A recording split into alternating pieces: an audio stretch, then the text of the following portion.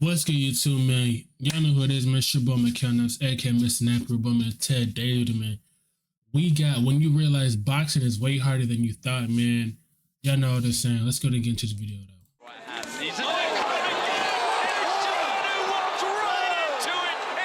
This is the face of a man who bit off more than he could chew, and I don't blame him. If I knocked down the heavyweight champion of the world in my boxing debut, I'd think I was elite too. He felt invincible. But what we just witnessed is a perfect storm of overconfidence, knockout power, and the humbling beast that is the sport of boxing.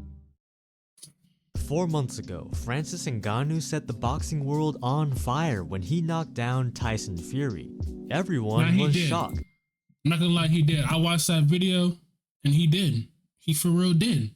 Like, bro, when I watched that fight just because, you know what I'm saying, it was a UFC fighter. You know what I'm saying? When UFC fighter, you know what I'm saying, people want to, you know what I'm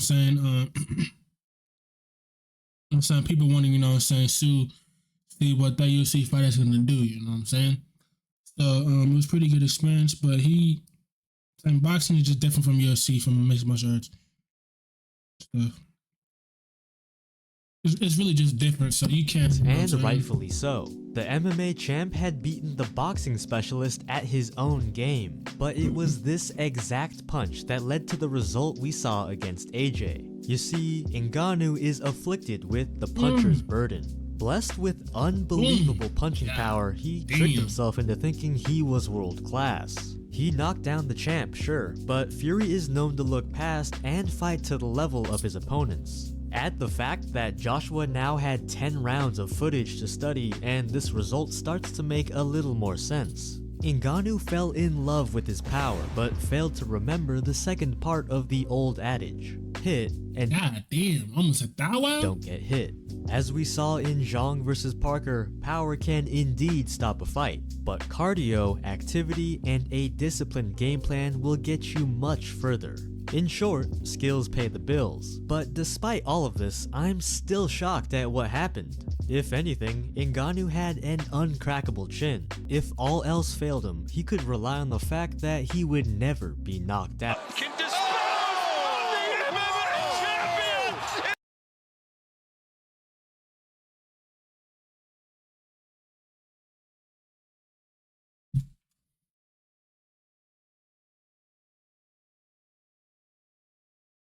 Uncrackable chin. If all else failed him, he could rely on the fact that he would never be knocked out.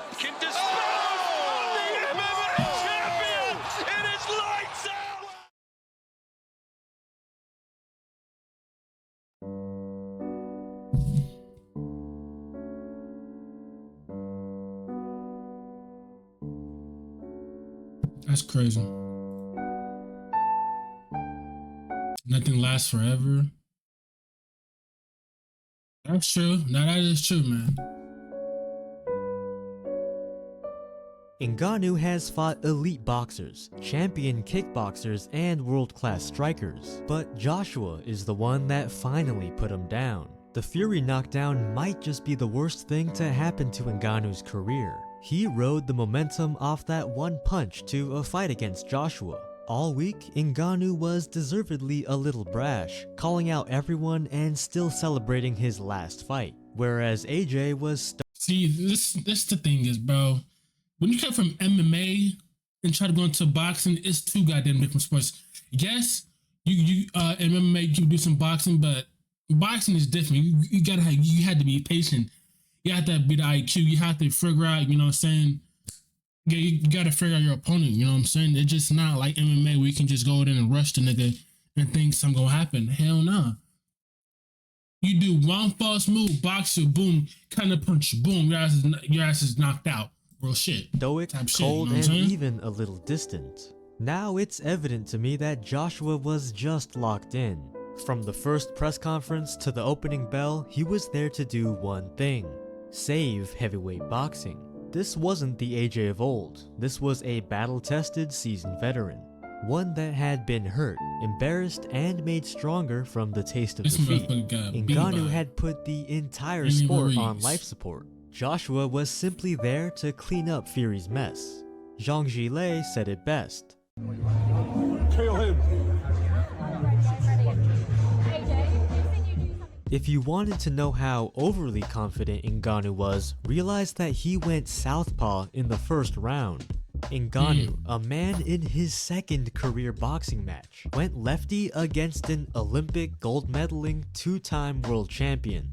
Think about that. Joshua has probably spent more time on the heavy bag than Ngannou has even spent in that stance. A simple 1-2 put the big man on the ground, the first crack in his chin. Told you, bro. This shit is different. If you sitting disrespecting, you gonna stop putting your second bite. See, yes, yeah, you did your C, but it's just not. It's not the same. It's really not the same. Ngannou got up, and a younger Joshua might have rushed in to force a knockout, but he learned from the Ruiz loss, assured his corner, and went back to the game plan, completely dialed in. In round 2, Ngannou returned to orthodox, and AJ was measuring distance with his jab. A perfect pull counter rocked Ngannou and put him on the canvas. Oh my god. Distance with his jab. A perfect pull counter rocked Ngannou and put him on the canvas. Strike 2. Badly hurt and breathing through his mouth, he beat the count. But he had never been in this position before. AJ, on the other hand, had seen this thousands of times, in sparring, in the Olympics, and in championship fights. Joshua knew he was hurt and had the green light to throw with every ounce of his might. In perhaps the most loaded up punch of his career, AJ sent across. Did y'all see what? This is crazy. This is crazy. Of his might. In perhaps the most loaded up punch of his career, AJ sent across right to the chin.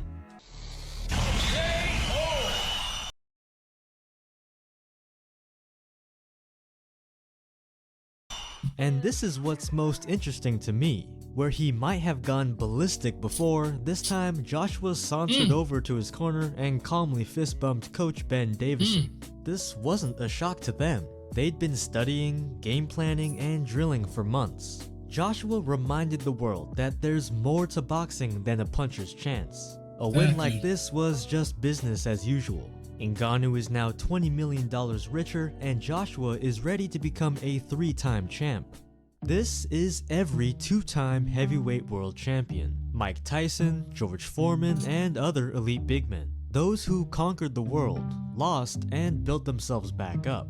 Anthony Joshua and Tyson Fury are the most recent members of this elite club. But depending how these next few years go, we may see some new additions to the more exclusive 3-time Champions Club, joining the likes of Muhammad Ali, Lennox Lewis, and Vitaly Klitschko. Joshua has his eyes set on the winner of Tyson Fury versus Alexander Usyk. If Fury wins, an all-British undisputed brawl at Wembley simply can't be beat. If Usyk triumphs, the trilogy fight might seem less appealing since the first 2 were blowouts. But that was 2 years and 4 fights ago. Since then, Joshua has switched trainers, stayed active, and even gotten better. Better defense, smarter offense, and heaps of experience. And he seems to have found the perfect coach in Ben Davison. People like to discredit Davison, but at this point, he's helped the championship efforts of Tyson Fury, Josh Taylor, Devin Haney, and Lee Wood. He's got AJ looking better than ever, and a lot of people don't even know about his secret weapon. Lee Wiley, former YouTuber boxing strategist, was hired by Davison in 2020 and plays a huge role in their game planning. Anyone who's watched his analysis knows he's a boxing savant. Location is the key to boxing. That is facts. You gotta know where to, you gotta know where to, put that punch at an angle. And deleted his videos once he joined Team Joshua. It's facts. Ben Davison Performance Center. And the Lee Wiley Performance Center with it as well. Ben, Lee, the team. AJ has a good team. Him and Lee Wiley, they do film study. Seen how much better AJ has gotten since he's been with them. It's night and day. So a trilogy could be interesting. Usyk is 37, and after 2 contractual fights with Fury, a surging Joshua may be ripe for revenge. In the meantime, Joshua Fury or Joshua Usyk 3 they have a 2-way rematch clause. Okay. This year seems unlikely. Maybe in December, but that leaves the entire year open for him. After 4 fights in 11 months, he seems to want to stay active, so maybe he can fight Zhang in Beijing and Joyce at the O2 to keep busy. As for Ngannou, after making 30 million in 2 fights, I doubt Bro, look at that. Do you see the difference paid from boxing and MMA? Nigga, from 20 fights only got 900K. From 2 fights in boxing, nigga earned 30 million. He's itching to go back that to MMA. Boxing money different. Deontay Wilder boxing money just different. came off of a loss, and I can't think God of a more damn. entertaining fight God damn. God damn. than these 2 glass cannons. With an emphatic knockout, AJ returned balance to the heavyweight division. And after 3 knockouts in 4 wins, Anthony Joshua is looking better than ever. But just a few years ago, he encountered something that derailed his entire career. Check out this video to see. Anyways, man, let me know what y'all think down below. Comment down below what y'all think. Comment down below what y'all think. Comment down below what y'all niggas think, man.